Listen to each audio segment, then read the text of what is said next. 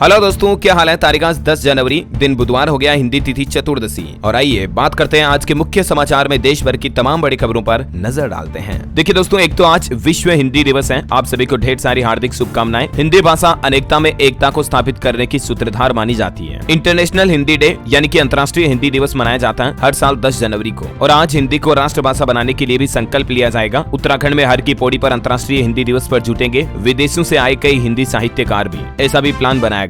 और दोस्तों, खबरों में आगे बढ़े इससे पहले एक श्रद्धांजलि। उस्ताद राशिद खान का निधन हो चुका है। क्लासिकल सिंगर थे ये। 55 साल की उम्र में इन्होंने आखिरी सांस ली। अपने अंतिम दिनों में जब ये अस्पताल में भर्ती थे ना, तब भी संगीत का रियाज करते थे। आओगे अब तुम ओ साजना, इस तरह के कई पॉपुलर और बेहतरीन गाने सदी के उस दौर में संगीत की दुनिया के सरताज कहे जाने वाले उस्ताद राशिद खान ने भारत को, हिंदुस्तान को, दुनिया को दिए थे। इनका जन्म उत्तर प्रदेश बदायूं में हुआ था, लेकिन बड़े दुख की बात है, अब न बरसेंगे सावन न साजन आएंगे। बताया जा रहा है कि पिछले कुछ समय से ये प्रोस्टेट कैंसर से जूझ रहे थे और आखिरकार इन्होंने अंतिम सांस ली। इनके निधन पर देश के प्रधानमंत्री नरेंद्र मोदी, राष्ट्रपति द्रौपदी मुर्मू समेत कई बड़ी हस्तियों ने भी शोक जताया। बॉलीवुड से लेकर म्यूजिक इंडस्ट्री तक में शोक की लहर छा गई। वैसे दोस्तों, एक कलाकार कभी मरता नहीं है। इनके संगीत और गानों की बदौलत ये हमेशा हमेशा के लिए हम सभी के दिलों में जिंदा रहेंगे। ईश्वर इनकी आत्मा को शांति दे। चलिए आगे बढ़ते हैं खबरों में। देखिए, भारत के लिए बड़े गर्व की बात है, पहली बार भारत यूनेस्को की इस अहम समिति की अध्यक्षता करने जा रहा। इसी साल 21 से 31 जुलाई तक दिल्ली में बैठकें होगी और इस दौरान भारत पहली बार यूनेस्को की वैश्विक धरोहर समिति की अध्यक्षता और मेजबानी करेगा, जैसे G20 की थी ना, वैसे ही। चलिए खबर है, अगले महीने यूएई का दौरा करेंगे प्रधानमंत्री नरेंद्र मोदी। वहां एहलान मोदी कार्यक्रम में प्रवासी भारतीयों को संबोधित भी करेंगे। चलिए दोस्तों, अगली बड़ी महत्वपूर्ण खबर देखिए। आरबीआई का बड़ा फैसला। स्मॉल फाइनेंस बैंक के लिए न्यूनतम पूंजी की जरूरत को आरबीआई ने दुगुना कर दिया है और पेमेंट बैंक अब इस रोल में भी कर सकेंगे काम। जो पेमेंट्स बैंक होते हैं जैसे Paytm payments bank, Airtel payment bank, ये 5 साल के ऑपरेशन के बाद स्मॉल फाइनेंस बैंक में कन्वर्ट होने के लिए भी अप्लाई कर सकेंगे। एक तो ये नया नियम लागू कर दिया आरबीआई ने,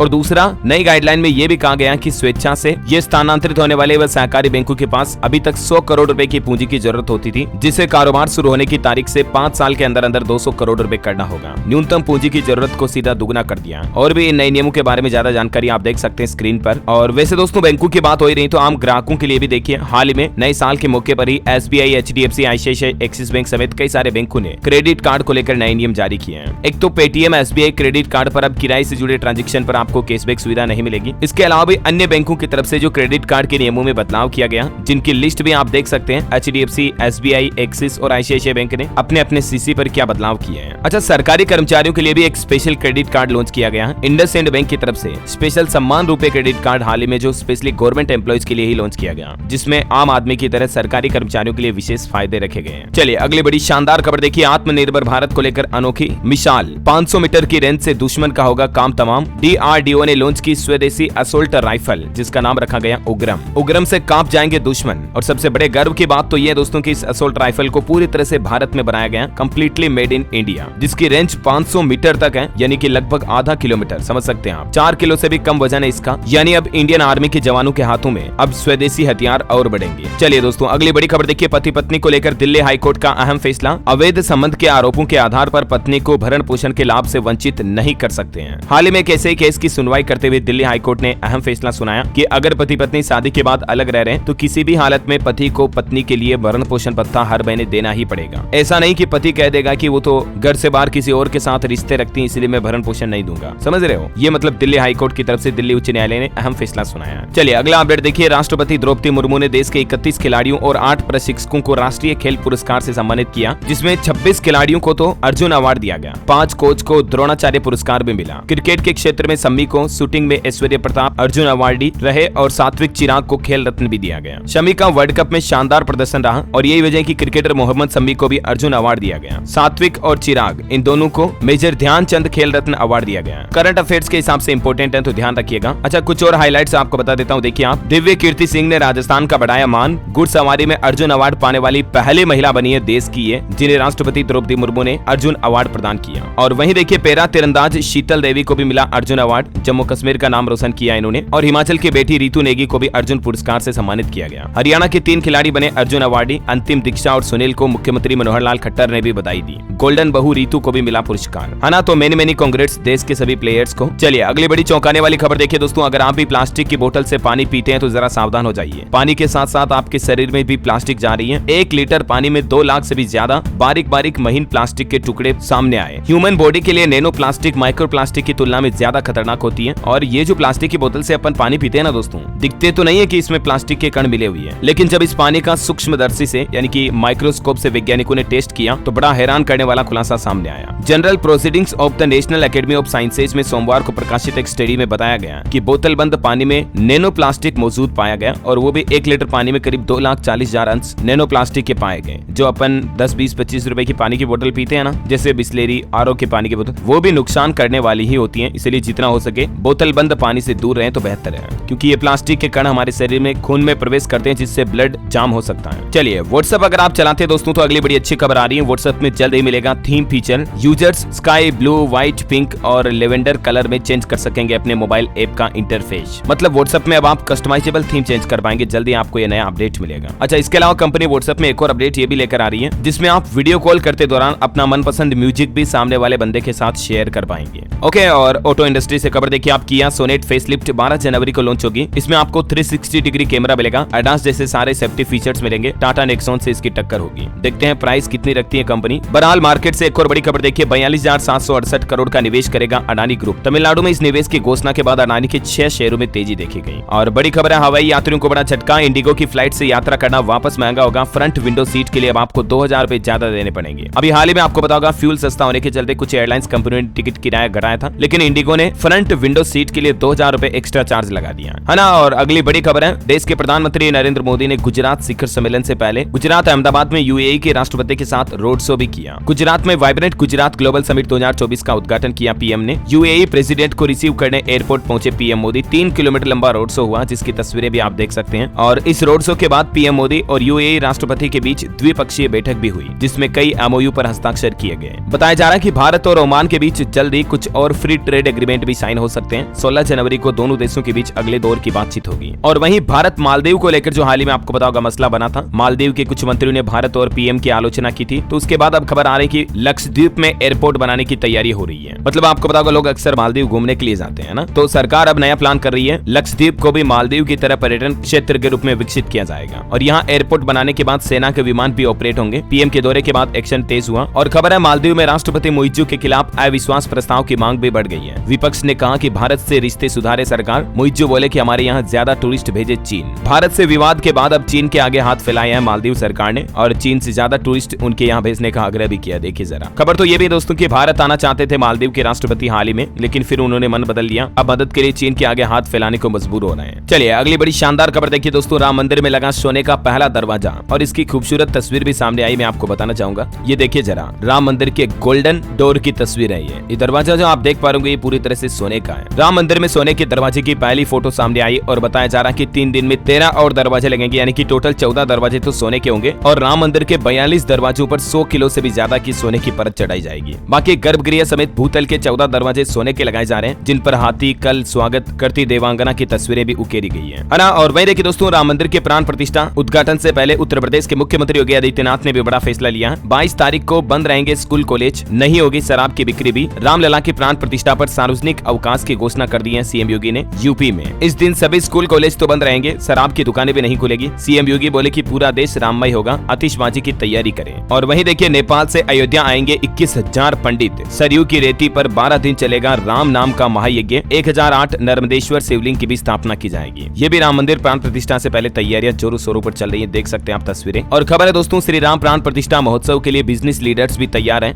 बॉलीवुड फिल्म इंडस्ट्री से जुड़े और कई सारे वीआईपी सितारे तो आएंगे, साथ ही बिजनेसमैन, उद्योगपति भी राम मंदिर के लिए प्राण प्रतिष्ठा समारोह में आने के लिए तैयार हैं। और देखिए, उद्घाटन से पहले केंद्रीय मंत्री ने एक बड़ा बयान दिया और कहा कि देश का ऐसा कोई भी गांव नहीं होगा जहां राम मंदिर का लाइव प्रसारण नहीं किया जाएगा, यानी देश भर में हर जगह पर लाइव टेलीकास्ट किया जाएगा राम मंदिर प्राण प्रतिष्ठा का। और खबर है दोस्तों, अयोध्या राम मंदिर पहुंचेगा 11,000 किलो का दीपक प्रज्वलित करने पर 1 महीने तक जलेगा। ये दीपक ही कितना बड़ा आप देख सकते हैं, ट्रॉली में रख करके तो इसे लाया जा रहा है। 1000 किलो से भी ज्यादा का तो दीपक है, 1 टन से, मतलब देखिए ज्यादा, आप 1 टन से ज्यादा वेट है। और अयोध्या में प्राण प्रतिष्ठा से पहले अलर्ट भी जारी हो चुका है। डीजीपी मुख्यालय ने सभी जिलों के लिए निर्देश भी जारी किए हैं। और देखिए, सुरक्षा से जुड़े कुछ नए नियम भी लागू कर दिए दिए हैं। यूपी में 18 जनवरी से अयोध्या में नहीं जा सकेंगे भारी वाहन, मुख्यमंत्री ने समीक्षा बैठक के बाद लिया निर्णय। अयोध्या के एयरपोर्ट पर भी सुरक्षा में लगेंगे 250 CISF के जवान, गृह मंत्रालय की तरफ से बड़ा फैसला लिया गया। और देखिए रामेश्वरम से अयोध्या तक होगी राम उत्सव यात्रा, 500 इन्फ्लुएंसर समेत कई सारे फिल्म सितारे भी इसमें शामिल होंगे। और वहीं देखिए दोस्तों, अयोध्या के इस माहौल के बीच यूपी में योगी सरकार गाजियाबाद का नाम भी बदलने जा रही है। नगर निगम में प्रस्ताव पास हो चुका है। 3 फाइनल नामों पर सीएम योगी फाइनल फैसला करेंगे। इन 3 में से कोई एक नाम तय किया जाएगा। गाजियाबाद का नाम बदलकर गजप्रस्थ दुधेश्वर नाथ नगर या फिर हरनंदी नगर सुझाए गए हैं। तो गाजियाबाद का नाम बदलने का प्रस्ताव सामने आ चुका है। या तो गज नगर रखा जाएगा या हरनंदी नगर रखने पर सबसे ज्यादा विचार चल रहा है। चलिए कोरोना आंकड़ों पर देखिए बड़ी खबर दोस्तों। भारत में पिछले 24 घंटों के दौरान कोरोना के 475 नए मामले सामने आए। मुंबई में भी कोरोना के JN वेरिएंट के 19 नए मरीज मिले। और देखिए कर्नाटक के राज्यपाल थावरचंद गहलोत भी कोविड पॉजिटिव पाए गए। उन्होंने लोगों से भी अपील की है कि सावधान रहें, सुरक्षित रहें। देश के एक्सपर्ट का भी कहना है कि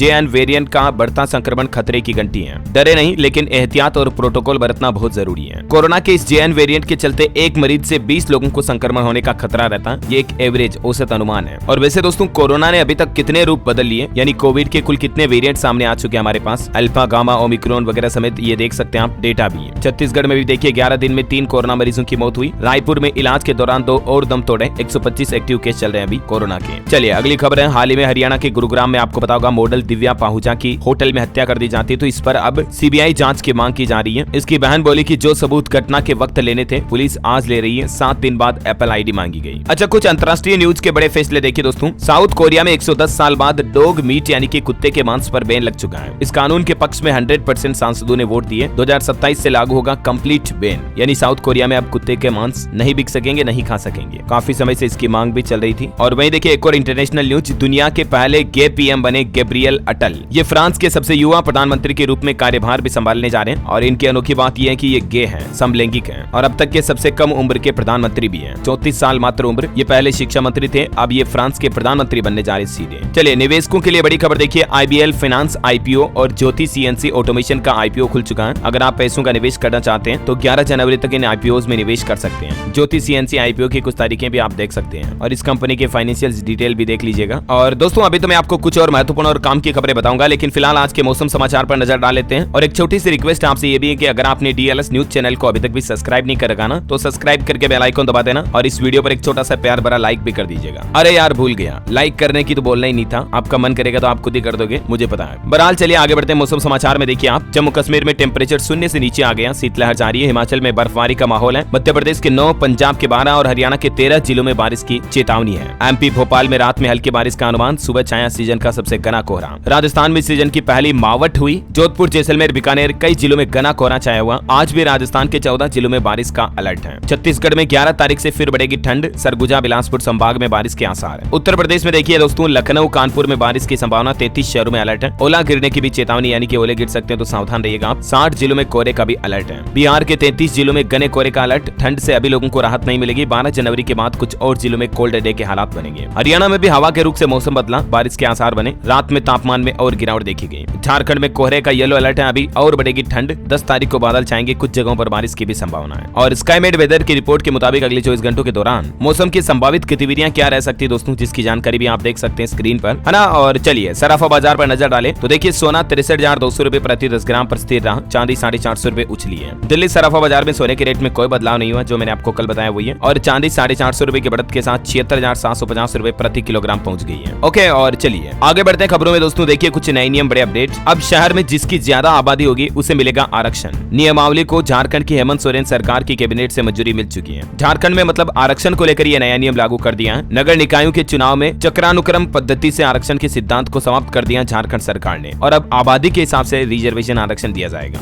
मतलब जिस वर्ग की जितनी आबादी होगी उस वर्ग को आरक्षण के लिए लाभ मिलेगा। डिटेल्स आप देख सकते हैं ज्यादा। वैसे झारखंड की कैबिनेट बैठक में कुछ और बड़े फैसले भी लिए गए, मैं आपको आगे बताऊंगा। फिलहाल देखिए अगली बड़ी खबर। अब प्राइवेट हॉस्पिटल चलाना आसान नहीं होगा, करना होगा ये काम। नए आदेश जारी हो चुके हैं। मुख्य चिकित्सा अधिकारी डॉक्टर तरन्नुम रजा ने इंडियन मेडिकल एसोसिएशन अध्यक्ष शंबल व चंदोसी को पत्र लिख करके जारी किया, जिसमें बताया गया कि अस्पतालों में कार्यरत डॉक्टर का नाम, विशेषता और उसके मोबाइल नंबर और फोटो अस्पताल के मुख्य द्वार पर लगे बोर्ड पर लगाना होगा। और ओपीडी करने वाले डॉक्टरों की ओपीडी का समय भी बोर्ड पर लिखना अनिवार्य होगा। ये मतलब सभी प्राइवेट हॉस्पिटलों के लिए नए नियम लागू कर दिए गए देश भर में एनएमसी यानी कि नेशनल मेडिकल कमीशन की तरफ से। और बिहार में भी देखिए एक और नया प्लान। अब मेडिकल कॉलेजों के छात्रों की भी हाजिरी लेगा स्वास्थ्य विश्वविद्यालय। बिहार स्वास्थ्य विश्वविद्यालय की तरफ से राज्य के सभी मेडिकल कॉलेजों के छात्र छात्राओं की हाजिरी, उनके रिपोर्ट्स कार्ड चेक किए जाएंगे। और उत्तर प्रदेश में देखिए, अब पावर ऑफ अटॉर्नी से जमीन रजिस्ट्री का खेल खत्म हुआ। यूपी की राज्यपाल ने स्टाम्प संशोधन अध्यादेश को मंजूरी दे दी है। यूपी में अब 100 रुपए के स्टाम्प पेपर पर पावर ऑफ अटॉर्नी बनाकर करोड़ों रुपए की जमीन खरीदने बेचने का खेल अब खत्म हो गया है, यानी ये सब अब नहीं चलेगा। भारतीय स्टाम्प यूपी संशोधन अध्यादेश 2023 को यूपी की राज्यपाल ने मंजूरी दे दी है। हाल ही में कुछ समय पहले सीएम योगी ने ऐसी घोषणा भी की थी, आपको पता होगा। तो फाइनली ये कानून बन चुका है ना। अच्छा, इससे फायदा ये होगा कि जमीन, प्लॉट, मकान, संपत्ति से जुड़े विवाद, धोखाधड़ियां, भ्रष्टाचार ये कम होंगे, है ना। चलिए अगला बड़ा अपडेट देखिए आप। अब दिल्ली में पालतू पशुओं का भी हो सकेगा रीति रिवाज के साथ अंतिम संस्कार। दिल्ली एमसीडी की तरफ से इको फ्रेंडली शमशान घाट भी बनाया गया। चलिए बड़ी खबर आ रही, दिल्ली में सुनहरी बाग मस्जिद केस की सुनवाई अब 11 जनवरी को होगी। 172 साल पुरानी मस्जिद तोड़ने का प्रस्ताव है। 100 मीटर दूर राष्ट्रपति भवन है, पीएमओ ऑफिस भी काफी करीब है और इस मस्जिद को ढाए जाने को लेकर अब 11 तारीख पर सुनवाई होगी कोर्ट में। अच्छा, वहीं देखिए बड़ी खबर, हाल ही में आपको पता होगा अमेरिका में जो घटना हुई थी ना, एक